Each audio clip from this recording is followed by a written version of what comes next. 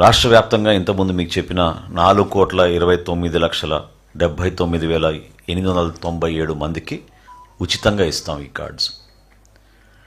అంటే 1,45,97,000 కుటుంబాలకి ఈ కార్డ్స్ మేము ఉచితంగా పంపిణీ చేయబోతున్నాం. ఆగస్టు 25వ తారీఖు నుంచి ఈ ప్రక్రియ ప్రారంభమవుతుంది.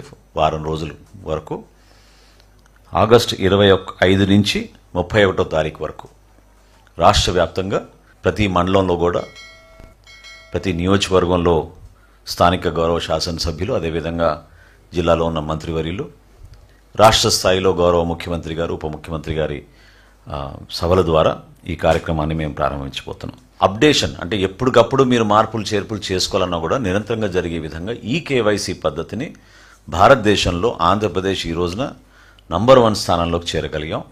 96.05% ఈ కేవైసీ పూర్తి చేశాం.